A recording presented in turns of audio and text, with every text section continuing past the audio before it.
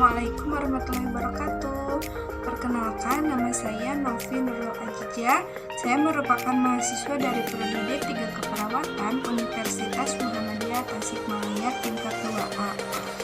Di sini saya akan melakukan promosi kesehatan tentang penyakit meningitis. Selamat menyaksikan. Assalamualaikum Pak. Waalaikumsalam. Sehat ya Pak? Alhamdulillah. Baik, sebelumnya perkenalkan dulu, nama saya Novi Nurul Ajija. Saya merupakan mahasiswa dari Universitas Muhammadiyah Tasikmalaya. Bapak tahu Universitas Muhammadiyah Tasikmalaya? Tahu nih, Di mana? di Gobras. Iya, tahu ya Pak, Untas. Oke, di sini saya memiliki maksud nih Pak. Saya di sini akan melakukan promosi kesehatan. Nah, terkait dengan meningitis tuberkulosis. Bagaimana, bersedia ya Pak ya? Iya, boleh mangga. Oke, itu menambah pengetahuan Bapak juga nih ya. Iya. Oke, sebelumnya Bapak pernah mendengar atau pernah tahu atau saudara ada yang pernah menderita meningitis tuberkulosis belum? Tidak nih.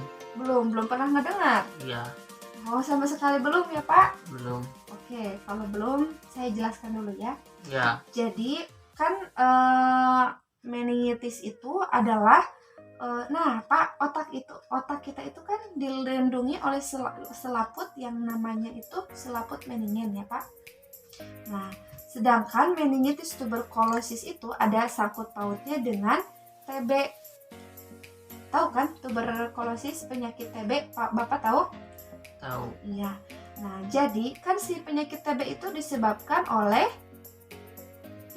oleh bakteri yang dinamakan bakteri tuberkulosa ya Pak. Ya, Nah, jadi meningitis tuberkulosis itu adalah peradangan atau infeksi pada selaput otak yang namanya meningen gitu ya Pak, yang disebabkan oleh virus tuberkulosa gitu. Mengerti Pak? iya. Oke, mengerti ya. Ya, Nah, untuk tanda dan gejalanya Bapak tahu nggak? Pertama ada demam, apa Pak? demam, Terus kaku kuduk, kaku kuduk, dan yang ketiga adalah nyeri Nyeri kepala. kepala. Iya, itu ya Pak, tanda dan gejala yang sangat umum gitu pada penyakit meningitis ya Pak. ya, Terus ada rasa lemah gitu ya Pak. Terus ada nafsu makan menurun. Terus ada nyeri perut, nyeri kepala. Terus tidur terganggu, mual, muntah, adanya penurunan kesadaran gitu. Nah, kita masuk ke cara penularannya gitu ya Pak ya.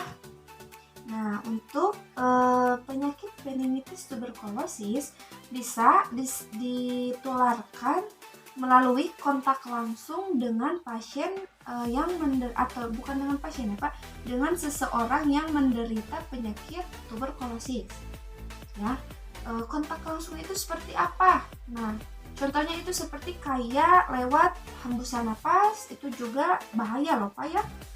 ya, Terus lewat cairan tubuh juga, dan apabila kita satu pakai gitu dengan satu pakai alat makan kayak sendok, garpu, gelas gitu sama penyakit yang tuberkulosis, hati-hati itu juga Pak ya, bisa menularkan gitu.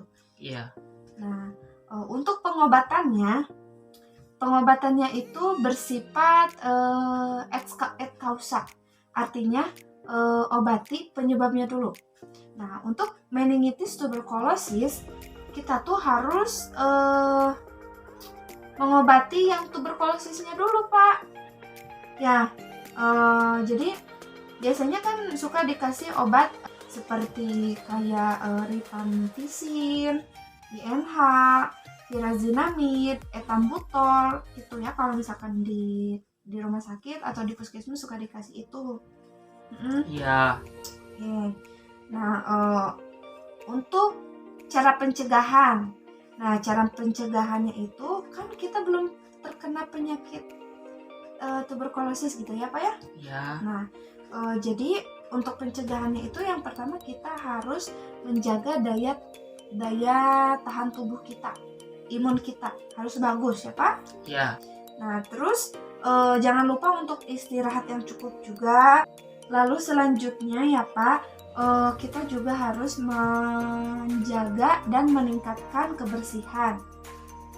Terus kita juga jangan satu pakai dengan seseorang yang menderita penyakit tuberkulosis. Jangan satu alat makan, jangan satu piring, satu sendok, satu gelas, itu gak boleh ya Pak?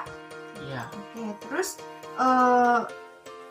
gunakan juga masker ya Pak, masker gitu saat kita berkontak langsung atau saat kita mau berbicara, mau komunikasi gitu ya dengan seseorang yang menderita penyakit tuberkulosis. Iya. Ya. Nah, tapi kalau misalkan Bapak udah terkena penyakit TB gitu ya Pak, terus Bapak takut mengalami penyakit meningitis tuberkulosis. Nah, pencegahannya itu yang pertama harus tetap jaga daya tahan tubuh, jaga imunnya Pak. Terus yang kedua, gunakan masker agar Bapak itu tidak menularkan ke orang-orang di sekitar Bapak. Oke? Iya. Ya, terus yang terakhir, lakukan pengobatan TBC secara tuntas gitu. Iya. Minimal 6 bulan kan ya itu. Iya. Oke, sebelumnya saya akan melakukan evaluasi dulu nih sama Bapak ya Pak.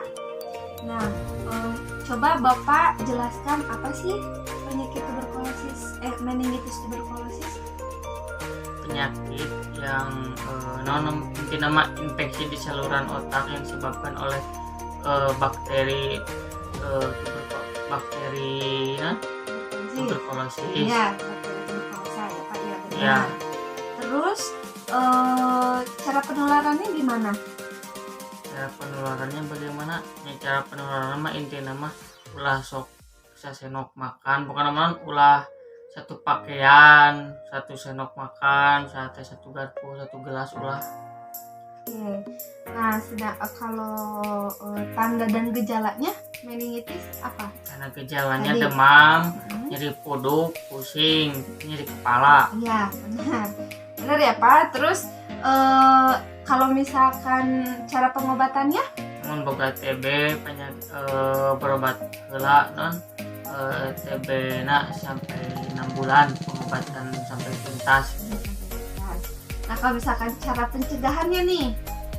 Nah, kan tadi cara pencegahan nama tidak boleh satu pakaian, satu gelas, satu sendok itu. Ya, Jaga imun tubuh kita. Oke. Ya udah segitu ya Pak yang dapat saya sampaikan. Terima kasih. Wassalamualaikum warahmatullahi wabarakatuh. Waalaikumsalam warahmatullahi wabarakatuh. Sekian video promosi kesehatan tentang meningitis. Terima kasih. Wassalamualaikum warahmatullahi wabarakatuh.